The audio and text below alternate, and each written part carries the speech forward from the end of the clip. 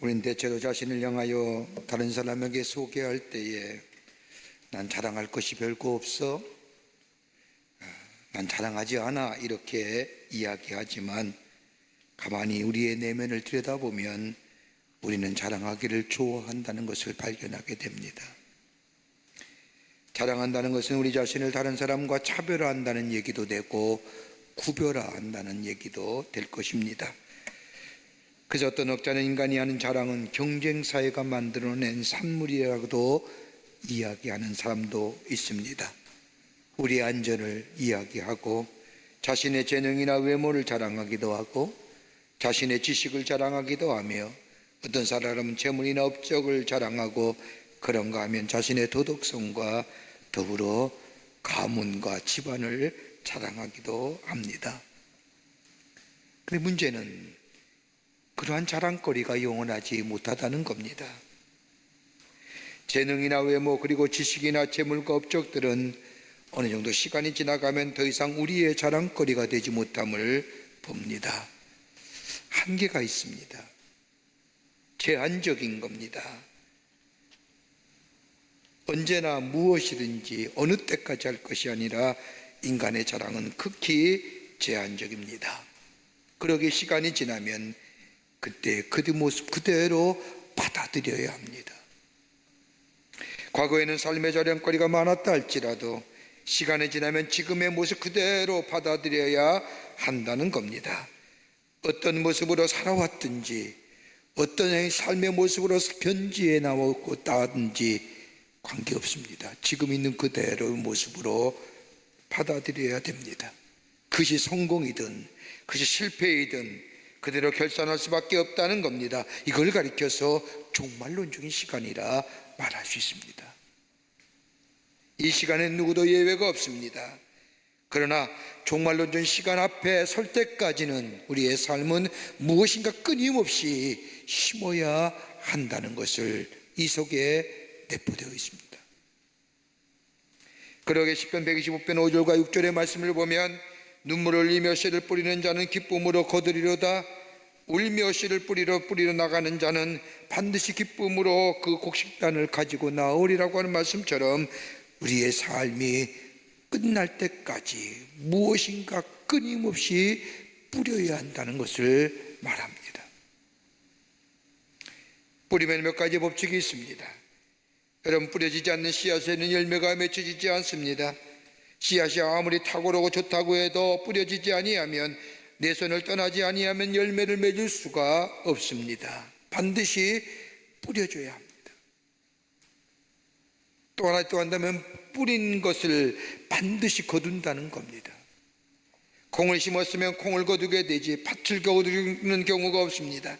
내가 무엇을 심든지 심은 그것을 거두게 된다는 겁니다.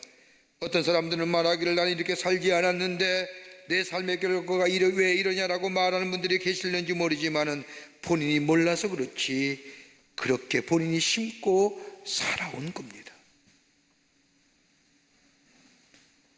우리 자녀들 보면서 왜 그렇게 사냐고 말할 때가 있을지 모르지만은 여러분, 그 모습은 나도 모르는 사이에 내가 그렇게 뿌린 겁니다.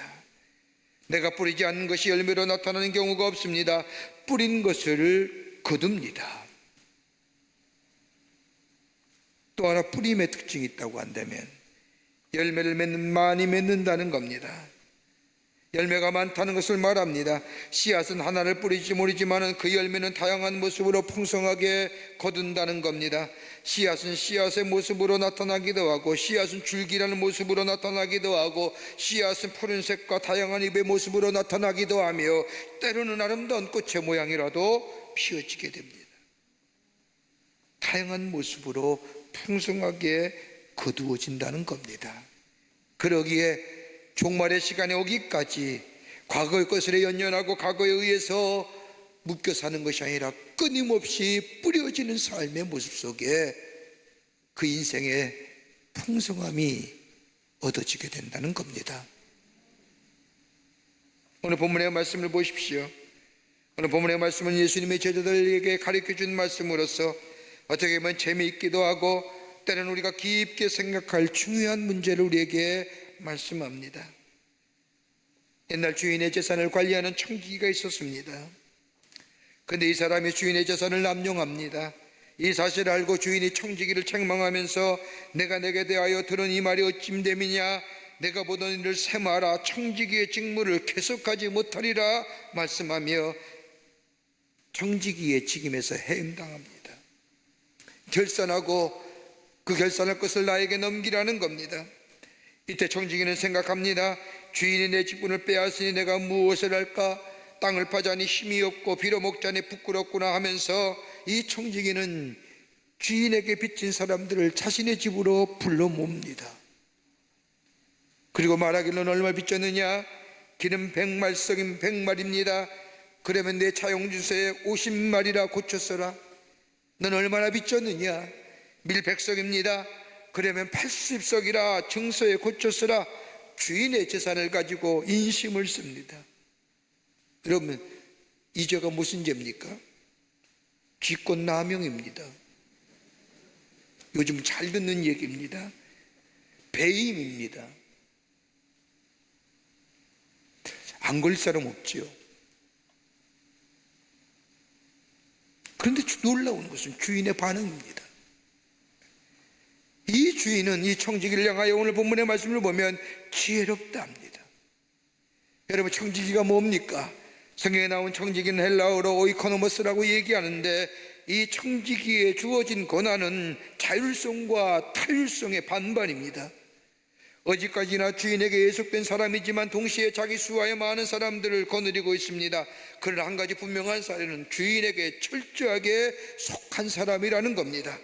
주인의 재산을 가지고 주인이 맡겨준 대로 상당한 권리를 행사할 뿐입니다. 그런데 오늘 본문의 말씀을 보면 주인이 와서 내가 잘못했다, 너의 소문이 좋지 않은데 어떻게 된 거냐, 너 이제 청지기 그만두라 라고 심판할 때 오늘 본문에 나오는 청지기는 지혜로운 처신을 하고 있음을 보게 됩니다. 그러면서 예수님은 제자들에게 오늘 8절의 말씀으로 오늘 이 말씀의 말씀을 마무리 짓습니다. 주인이 옳지 않은 청지기가 이를 지혜롭게 하였으므로 칭찬하였으니 이 세대의 아들들이 자기 시대에 있어서는 빛의 아들들보다 더 지혜로움이라. 빛의 아들보다 더 지혜롭다는 겁니다. 먼저 예수 믿는 하나님의 사람들보다, 예수 안에 거하는 사람들보다 저 옳지 않은 청지기가 더 지혜롭다고 칭찬하십니다. 구원을 받고 못 받고 이 문제가 아니라 이 세상을 살면서 어떤 모습의 삶을 살아야 됩니다. 하나님의 백성으로, 하나님의 사람으로 구별된 삶으로 어떻게 살아가야 될 것인가? 여러분, 삶이 힘들고 어려울 때 우리에게 필요한 것이 뭘까요? 지식과 경험이 아니라 지혜입니다. 지식은 내가 습득되고 경험되고 얻어진 것이 지식이라고 한다면, 지혜는 하나님이 위로부터 내리는 지혜입니다. 잠언서의 말씀처럼 여호와를 경외하는 것이 지혜의 근본이라고 얘기하는 것처럼, 하나님을 경외하며 하나님을 소중히 여기는 자에게 하나님 위로부터 내리는 지혜, 이것이 이 시대에 어렵고 힘들 때에 필요한 겁니다. 오늘 옳지 않은 청지기를 향하여 오늘 본문의 말씀에 빛의 아들들보다 더 지혜로운 자라 칭찬하신 이유가 어디 있을까요? 오늘 본문의 말씀을 통해서 함께 말씀을 나누며 은혜 받기를 원합니다. 첫째는 마지막 때가 있음을 알았다는 겁니다. 지금 내가 가지고 있는 것들, 고난에 대하여 내 물질처럼, 내 시간처럼, 내 능처럼 행세해야 했지만은 주인의 말씀하는 그때의 청지기는 깨닫습니다. 아하, 내가 가지고 있는 것이 내 것이 아니었구나. 내 물질도 내 건강도 이 모든 것이 내 것이 아니었음을 깨달았다는 겁니다. 여러분 한번 생각해 보십시오. 지금 여러분이 가지고 있는 것들, 건강이나 재물이나 경험이나, 여러분 자신의 것들입니까? 엄밀하게 말하면 내 것 아니지요. 하나님이 이 땅에 내가 사는 동안에 나로 하여금 맡겨주신 겁니다. 건강도 맡겨주셨고, 재물도 경험도 지식도 내게 맡겨주신 것들입니다. 주인은 따로 있습니다. 엄밀하게 말하면 내 것이 아닙니다. 그렇게 우리가 소중하게 여겼던 내 지식과 내 경험과 내 재물과 내 건강과 내 미모, 이 모든 것들 어느 땐가는 내려놓아야 됩니다.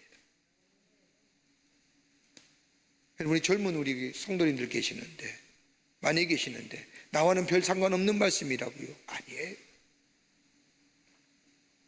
어느 땐가는 내 거 아닙니다. 내 거 내려놔야 됩니다. 여러분, 우리가 잘 아는 이야기처럼 여러분, 지혜에는 얼마 안 가서 가물가물 기억력이 사라지지 않습니까? 우리가 잘 아는 농담처럼 40대는 지식이 평등하고 50대는 외모가 평등하며 60대는 성의 평등이고 70대는 건강의 평등이고 80대는 재물의 평등이고 90대는 죽고 사는 것이 평등한 거예요. 우스갯소리를 하는 얘기지만 사실이잖아요.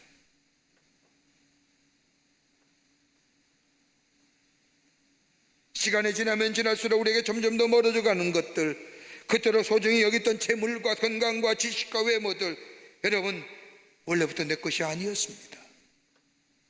내 것처럼 착각했다는 겁니다. 오늘 청지기가 비로소 깨달은 것이 뭐냐? 아, 내 것이 아니었구나. 내 것이 아니라 주인의 따로 있었다는 겁니다. 본래의 자리를 찾았다는 겁니다. 이것이 지혜라는 겁니다. 그러기 오늘 본문의 말씀에 주인이 청지기를 향하여 셈하겠다고 얘기할 때 이 청지기는 구차하게 변명하지 않습니다. 주인님, 그 소문이 잘못된 겁니다. 다른 사람이 나를 모함한 겁니다. 이런저런 구차하게 변명하지 않습니다. 더 나아가 단 한 번만 더 기회를 주십시오. 내가 기회 주시면 열심히 일하겠다고도 이야기하지 않습니다. 주인이 내가 잘못했으니 청지기의 직분을 중지할 것이라고 말할 때, 예, 알겠습니다, 그대로 인정했다는 겁니다. 아무런 변명하지 않습니다. 심판 그대로 수용하고 인정한다는 겁니다. 왜요? 마지막이 있으면 하는 거예요. 시작이 있으면 끝이 있지 않습니까? 마태복음 25장의 말씀에 달란트의 비유가 나옵니다. 달란트의 비유를 보면 마지막 주인이 돌아와 결산할 때에 5달란트를 받은 사람은 5달란트를 남겼고 2달란트 받은 사람은 2달란트를 남겼는데 1달란트 받은 사람은 주인과 계산할 때, 오늘 그 마태복음 25장의 말씀을 보면 이렇게 얘기합니다. 25장 24절에 주여, 당신은 굳은 사람이라 심지 않은 데서 거두고 해치지 않은 데서 모으는 줄을 내가 알았으므로. 여러분, 이 1달란트 받은 사람은 변명하는 거예요. 구차하게. 당신은 굳은 사람입니다. 굳다는 게 뭘까요? 원어를 보면요, 악한 사람입니다. 당신 정말 악한 사람입니다. 다른 것을 착취한 사람이며 낫지 않으면 당신은 결코 용납하지 않는 사람입니다. 그래서 내가 혹시 당신이 준 것 이거 잊어버릴까봐 고이 먹쳤다가 이제 가져왔습니다. 자신의 괴로움이나 나태함을 얘기하는 것이 아니라 주인 탓으로 돌립니다.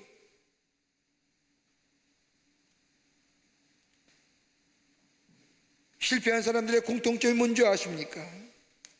그 가운데 하나가 다른 사람에게 책임을 전가한다는 겁니다. 핑계가 많으면 여러분, 삶이 초라해집니다. 이유가 많으면 삶이 구차해지는 겁니다.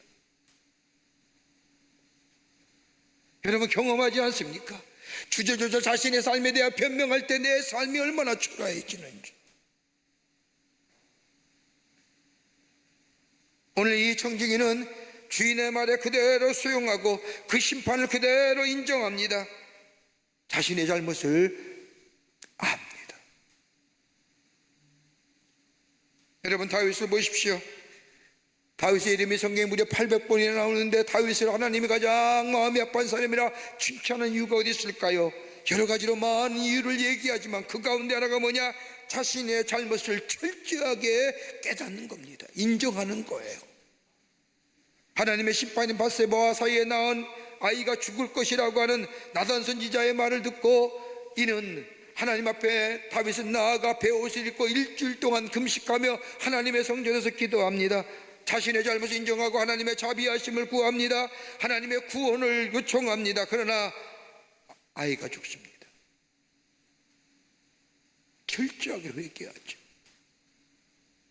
돌이키는 겁니다.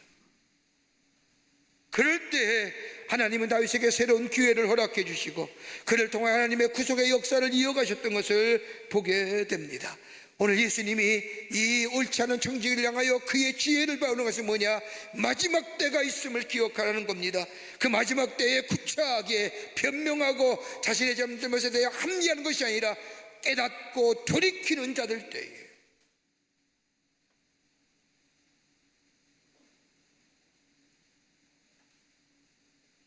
그 모습의 지혜로운 자 배우라는 겁니다. 두 번째는요, 남은 기회를 최대한 활용했다는 겁니다. 오늘 본문 4절의 말씀을 보십시오. 주인에게 해고를 당한 이 옳지 않은 청지기가 4절의 말씀을 보면 내가 이제 할 일을 알았도다라고 말합니다. 끝난 것이 아니라 아직도 나에게는 할 일이 남아있다는 겁니다.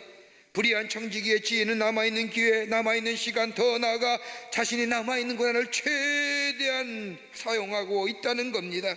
끝이 아니라 이제 끝이구나 주저앉고 실망하며 절망하며 자책하는 것이 아니라 지금 있는 기회를 최선으로 활용했다는 겁니다. 없는 것을 서러워하지 않았습니다. 없어진 게 대하여 미련 갖지 않았습니다. 현재 남아있는 시간에 주인이 계산하라고 한 그 시간을 최대한으로 활용했다는 겁니다. 그래서 예수님이 이 옳지 않은 청지기의 지혜를 배우라는 거예요. 우리는 없어지면, 사라지면 주저앉지요. 없는 것에 대한 핑계가 너무 많습니다. 있는 것 가지고 생각하네요. 어느 부인이 상담소에 카운셀링 하는 그 상담소에 찾아와서 상담원에게 만났습니다. 상담원이 무슨 일로 오셨습니까? 라고 묻자 이 부인이 이야기를 하지 않고 훌쩍훌쩍 울기만 하는 겁니다. 카운셀러가 얘기를 하셔야 제가 상담해 드리죠, 제가 조언해 드리죠 라고 말하자 간신히 울음을 멈추고 이 여인이 카운셀러에게 얘기합니다. 선생님, 제 청춘을 잃어버렸습니다. 너무 황당한 질문이라 이 카운셀러가 가만히 생각하다가 얘기합니다. 잃어버린 청춘을 생각하지 말고 아직도 손에 쥐고 있는 중년을 생각하십시오. 당신 할 일 너무나 많습니다. 아직도 멀쩡해요. 꼭 청춘이어야만이 무슨 일을 한다고 생각하지 마십시오. 지금 해야 할 일이 얼마나 많으냐야. 그러면서 현재를 소중히 여겨야 한다고 조언해 줍니다. 여러분, 하나님 우리에게 주신 선물 가운데 선물이 뭘까요? 하나님 우리에게 선물 주신 건데, 선물이라는 것을 영어로 표현하면 프레젠트, 현재예요. 두 가지 의미, 선물이라는 의미와 현재. 지금이 하나님 주신 선물이에요. 과거가 아니라 지금이라는 거예요. 지난 시간에 대하여 아쉬워하는 것이 아니라, 보내진 시간에 대하여 안타까워하는 것이 아니라, 연연하는 것이 아니라, 지금 내게 하나님이 이 시간을 선물로 주셨다는, 나에게 아직도 기회가 있다는 것, 내게 맑은 정신이 있고 아직도 건강이 있다는 것, 해야 할 일이 너무나 많은 것, 이것 찾아 행하는 것, 그 모습을 보고 옳지 않은 청직이지만 그 지혜를 예수님이 칭찬하신 거예요.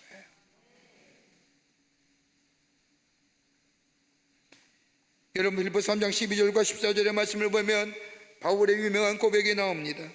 내가 이미 얻었담도 아니요 온전히 이루었담도 아니라 오직 내가 그리스도 예수께 잡힌 바 된 것을 잡으려고 달려가노라. 형제들아, 나는 아직 내가 잡은 줄로 여기지 아니하고 오직 한 일 즉 뒤에 있는 것은 잊어버리고 앞에 있는 것을 잡으려고 푯대를 향하여 그리스도 예수 안에서 하나님이 위에서 부르신 부름의 상을 위하여 내가 달려가노라. 여러분, 이 빌립보서가 어디서 쓰여졌을까요?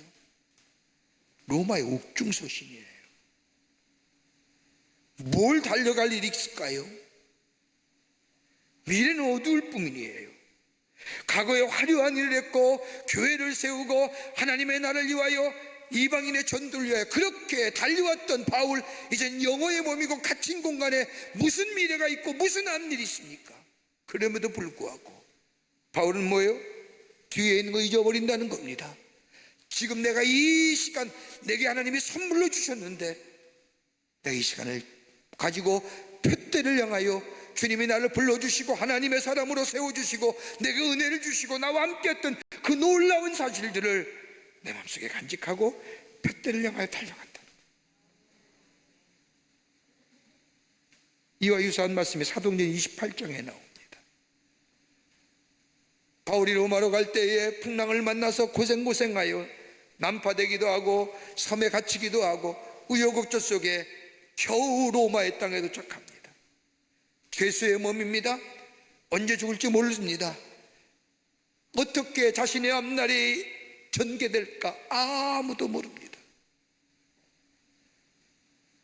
한편은 실망되기도 하고 낙심이 되고 아마도 성경 말씀엔 그렇게 나오지 않았지만 여러 가지 문서를 보면 자신의 생애를 돌아봤을 겁니다. 내가 어떻게 한 일일까, 내가 무슨 일을 했을까, 과거의 일을 생각하면서 딱 로마에 도착하여 그의 마음속에 어둠과 절망과 실망 속에 로마의 광장에 딱 도착하는 순간 그 아피온 광장에 로마에 사는 그리스도인들이 바울을 맞이로 하러 나오는 그 모습을 보고 바울이 기뻐하며 새롭게 힘을 얻었다고 고백합니다. 무슨 얘기일까요? 삶의 정황에 지금의 사회 보면 낙심하고 절망할 일밖에 없는데, 그러나 아피온 광장에 로마의 황제사장이 난무했던 그때에 내가 예수 믿는 사람이여 내가 그리스도인이여 밝히기 어려웠던 그 새에 로마에 바울이 온다는 얘기 듣고 로마에 저 숨어 지내던 그리스도인들이 나와서 바울을 맞이할 때에 바울은 저들을 보며 하나님 앞에 감사하고 힘을 얻었다는 것은 아직도 내게 지금 할 일이 있구나,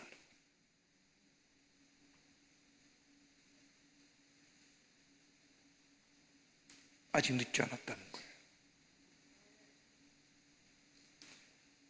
저는 간혹 그때 일을 생각하면 아직도 식은땀 나는 일이 하나 있습니다. 몇 해 전 미국 신학교 이사회를 참석하고 귀국할 때 일입니다. 금요일 오전에 이사회가 마쳤기 때문에 금요일 저녁 늦게나 아니면 토요일 아침에 일찍 비행기, 새벽에 비행기를 타야 주일에 도착하고 아니면 토요일 날 도착하여 예배를 드리시고 설교를 할 수 있습니다. 그래서 그날따라 그때에 시카고를 경유해서 귀국하는 비행기편을 예약했습니다. 시카고를 도착해 보니까 눈이 많이 온 거예요. 보니까 비행기 창을 보니까 오해공항에 비행기들이 얼마나 많은지 빙빙빙 선회하는 비행기들이 직접 볼 수가 있을 정도로 비행기가 많습니다. 귀국하는 비행기편의 시간이 점점 가까운데 겨우 내렸습니다. 연착했습니다. 비행기 시간이 얼마 남지 않았습니다. 시간이 부족합니다. 공항에 내리자마자 짐을 부여잡고 후다닥 뛰기 시작하는데 왜 이렇게 검문 검색이 많은지 놓칠 것만 같습니다. 포기할까? 전화해서 부목사님에게 부탁하고 여기 있을까? 그런 유혹도 제 마음속에 생겼습니다. 여하튼 끝까지 뛰어서 딱 도착하는데 비행기 게이트 문이 열려 있는 겁니다. 그리고 승무원이 앞에 서서 얘기합니다. 목사님, 아직 늦지 않았어요.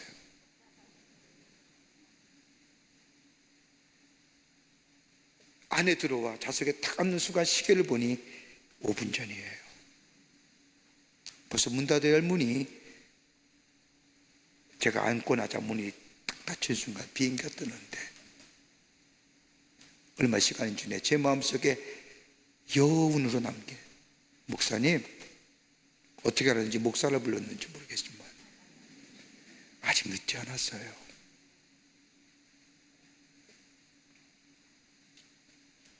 뒤에 것은 잊어버리는 겁니다. 표대를 향하고 다시 집중하여 초점하여 달려가는 것. 예수님이 이 옳지 않은 청지기의 그 지혜를 칭찬합니다.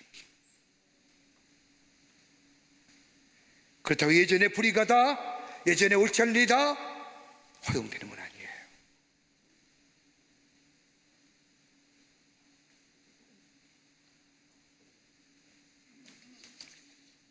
끝으로 선을 베푸는 인생입니다. 오늘 본문의 말씀을 보십시오. 이만하면 자포자기 할 만한데 이제 다 끝났어, 얼마 남지 않은 인생, 먹고 마시자 하기 쉬울 뻔한데 이 청지기는 그러하지 않습니다. 이 불이 옳지 않은 청지기는 어떻게 합니까? 주인의 재산을 가지고 행세했던 이 불의한 청지기, 주인의 재산을 빌려갔던 사람들 다 불러 모아놓고 너 얼마 빚졌느냐? 기름 100마리니다. 그러면 내 증서에 기름 50마리라고 써라. 넌 얼마나 빚졌느냐? 밀 100석입니다. 그러면 80석이라 쓰라. 자신이 할 수 있는 고난 안에서 뭘 베풀어요? 선을 행하는 겁니다.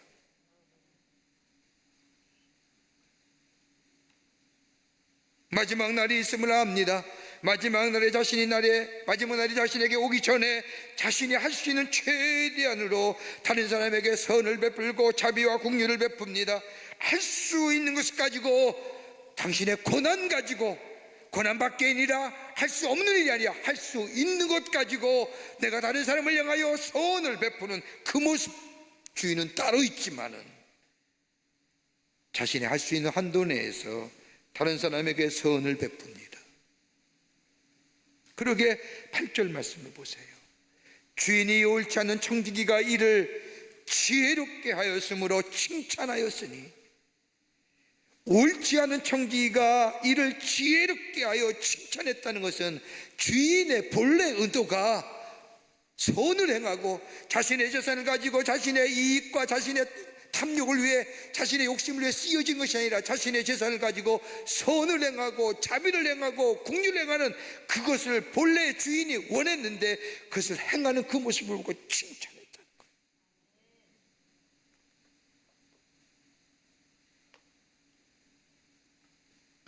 미국 연합감리교회 목회하시는 트루원 목사님의 책을 보면 이런 간증의 이야기가 나옵니다. 자신이 목회하는 저 교회에 가장 잘 사는 부호가 있었는데 석유 유전업을 하는 겁니다. 그분의 초청을 받아서 그의 가정에 가서 같이 예배를 드리는 식사하고 후에 이 성도가 이 목사님에게 자랑을 합니다. 저는 25년 전에 이 빈손으로 이 마을에 들어왔습니다. 모진 고생과 노력으로 지금 이렇게 부자가 되었습니다. 저 동쪽에 있는 석유 공장도 제 것이고 서쪽에 있는 유전도 제 것이며 남쪽에 있는 건물도 제 것이며 저 북쪽에 높은 것 중에 저 건물도 내 것입니다. 이렇게 한참을 자랑을 놓는 겁니다. 듣고 있던 목사님이 뭘 얘기할까? 기도하던 중에 하나님이 그런 말씀을 주신다는 겁니다. 성도님, 동쪽에도 서쪽에도 북쪽에도 남쪽에도 당신 것 있는데 한 가지만 물어볼게요. 그러면 하늘에 당신 것 있습니까? 하늘에 쌓은 것이 무엇입니까?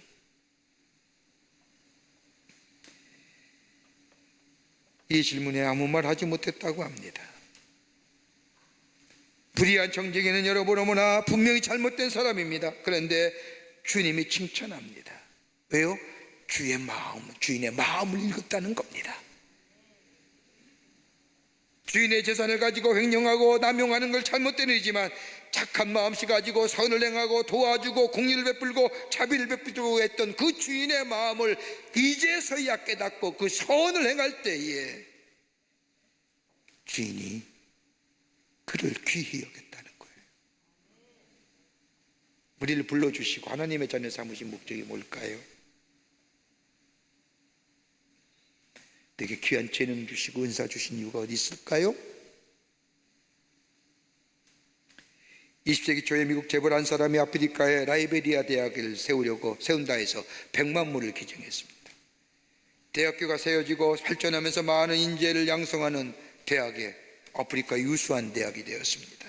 그런데 1930년대에 미국의 경제공황이 닥치면서 이 재벌의 사업은 망하고 다 망하고 할 수 없이 자신의 고향인 시골로 낙향하여 정말 어렵게 삽니다. 그렇게 얼마의 시간이 지난 후에 1940년대 초에 라이베리아 대학에서 이 대학을 세우는데 공헌했던 사람을 초청해서 우리 대학의 발전상을 보여준다 찾는 가운데 이 재벌이었던 사람을 찾아냈습니다. 그리고 2번이나 초청장을 보냈는데 거절합니다. 왜요? 자신의 행색이 초라하잖아요. 당신의 세운 대학에 이렇게 훌륭하니 와서 좀 보십시오. 와서 좀 격려해 주십시오. 2번이나 초청장을 보냈으나 자신의 모습을 보면서 거절한 사람, 3번째 초청장 왔을 때에 이 사람은 라이베리아 대학을 방문합니다. 그리고 훌륭하게 서 있는 캠퍼스며 많은 젊은 대학생들이 공부하는 그 모습, 발전하는 그 모습을 보고 흐뭇한 시간을 가졌습니다. 그리고 대학을 떠나기 전 많은 학생들 앞에서 이 얘기합니다. 여러분, 제 인생을 살면서 베푼 것, 이것만이 나에게 남은 유일한 재산입니다.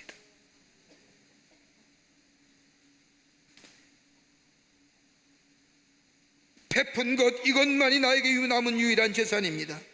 내가 재산을 가지고 있을 때 그때 100만을 기증한 것, 이것만이 남은 재산입니다. 그 외에는 아무것도 없습니다.